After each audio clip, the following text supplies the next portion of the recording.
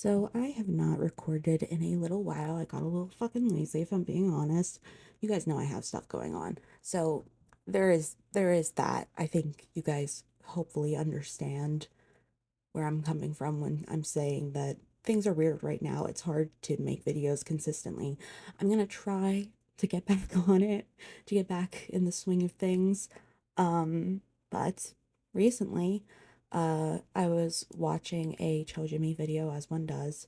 I'm pretty sure you guys are aware that his videos are consistently great, and he was talking about something I've been very interested in lately, which is Twice's concepts. He was talking about how Twice should not necessarily go back to the cute concept, and I've been thinking a lot lately about like what makes a Twice concept. So I might make more videos about that in the future. I probably will.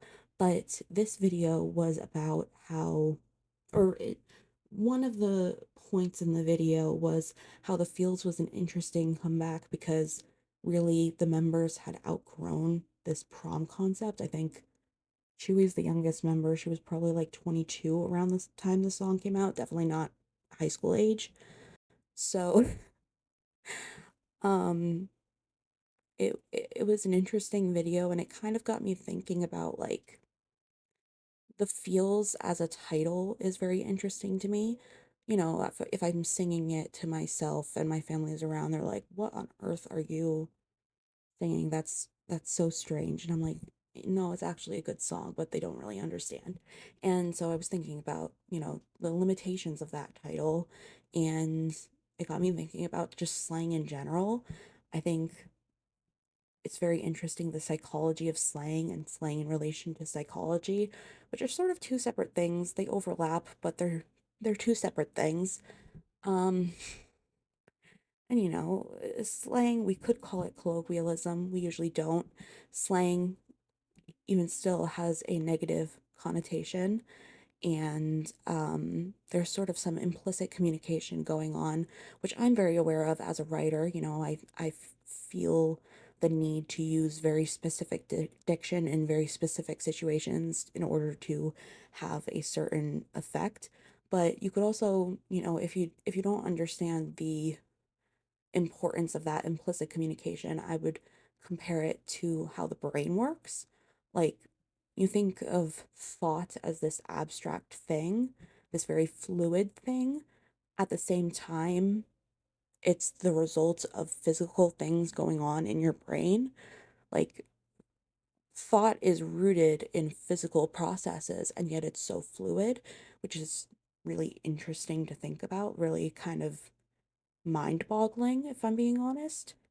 And obviously, slang is something very much associated with adolescence.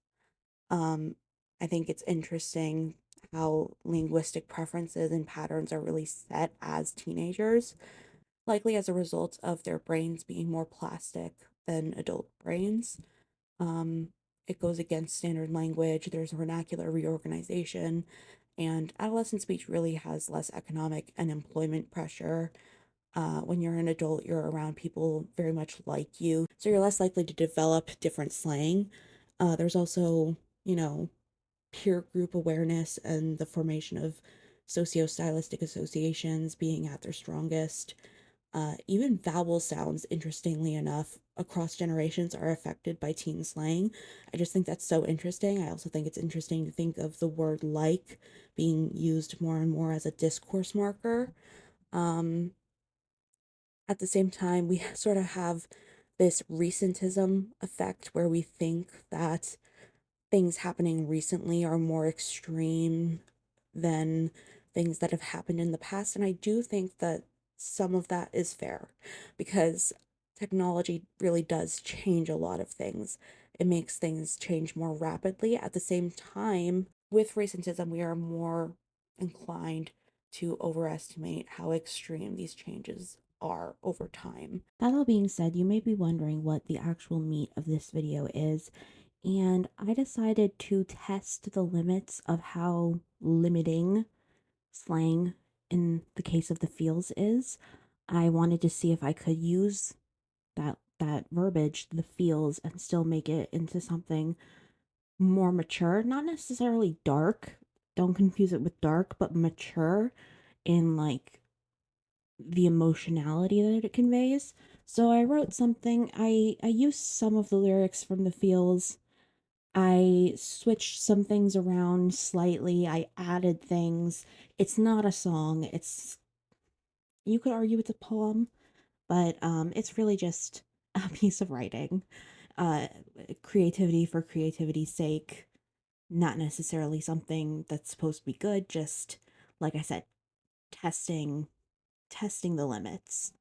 So I still called it the feels. I didn't give it any other title, but it goes a little something like this. I wonder what's on your mind. What's your intention? If I say what's on my mind, would I get your feels? Dance in the dark? I know you get the feels, and I know there are different kinds of dark. There is a cold so cold it's hot, and unbearable dark, impenetrable by light. You have stolen my heart, aim lightning straight to my heart, and fire, never let it go. I try sticking in a ski pole, in the so cold prom sleet, in the so cold prom slush, but the world spins, so fast I lose my grip, so hard my heels are crossed, and from head to toe I am falling over, feels all I have. The dark is tough like meat, the weight endures like mead, but feelings are sticky, feels break off better, notes you sing, not scribe. That's basically it. I I decided that I wanted the feels to represent these darker emotions, kind of like I was talking about before. I used a lot of parentheticals in this, specifically Dance in the Dark as a question is in parentheses, kind of implicating it being more of an unconscious thought that's kind of poking through. Um, I also, the stanza with the ski poles is in parentheses. Um, I thought that it was interesting to have this sort of scenario playing out in parentheses because it is kind of making this more specific scenario into something kind of abstract. And I liked that because the so-called prom was an interesting concept to play with, taking the actual concept of the original song and making it into something a little bit different. The ski poles also just felt very decisive. Um, I also liked the idea of the heels crossing because I have so many memories of skiing as a kid, and I would have this distinct panic when my skis would cross and I know that I was falling over. And I just like the phrasing of, and from head to toe, I'm falling over. It's reminiscent of something I've written before. I think it's like, and I'm falling 6 feet over you, something along those lines. It's something that I feel is very applicable to my style. And with the last stanza, there are a lot of similes and metaphors, which are also things that are very characteristic of my style. I use a lot of similes. I use a lot of similes, and I think that I enjoy doing that. I think it's something distinct about me, I guess you could say. And um when I'm using lyrics so important to me, like Twice's lyrics, I feel that it is even more important for me to incorporate my own style. I think that blending the two is something that I find really powerful, and I hope that that is interesting. But if it's not, I do have one last piece of writing. This is a little bit more, uh, well, it's shorter and it's more compact and concentrated. I don't really know how to put it. Um, and more straightforward for sure.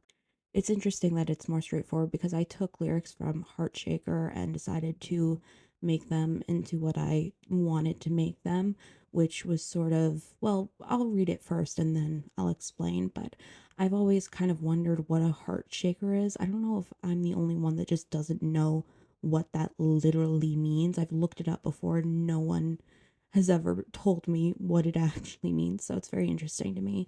But I wrote, I'm spacing out here, pondering. Should I run away and give you a note?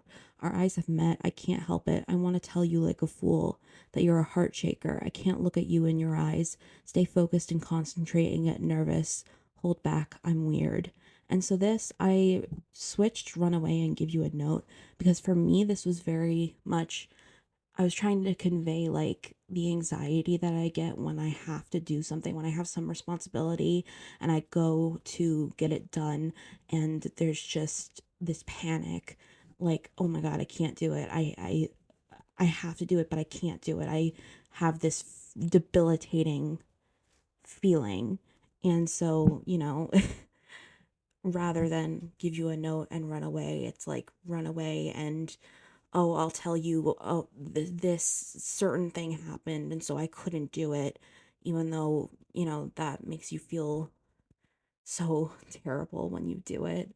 But then your eyes meet, and it's like, oh, I can't get out of this. I have to do it. Um, and you feel like a fool, and this person or this thing whatever it is it's a heart shaker in that it is causing you this anxiety. It's a different kind of heart shaker, and your eyes have met but you can't there is the inability to then look each other in the eyes, and you're trying to stay focused and concentrate, but that just leads to you getting more and more nervous, and you have to say like to the person almost to yourself but to the person, hold back, like like I'm weird. I am a very anxious person and I need you to like give me some grace. That's kind of what I was trying to get at with this, which is all very interesting to me, but this was a strange video to make. I'm going to be honest, and I'm not sure if I'm completely happy with it, but I'll leave the syllabus. People, not this video, but people say that my videos sound like English lectures, so I leave a syllabus. And I will leave the link to a resource that I used uh, to research some of the stuff that I talked about slang. So hopefully all of that will be in the comments. I hope. I If it's not, bug me. I'll put it there. I just need to be reminded. Yeah, and I'm gonna try to be more consistent again just because I have more time in my schedule now. So it should be a little bit easier. Hopefully. I don't know. We'll see. Thank you for watching and yeah, thank you.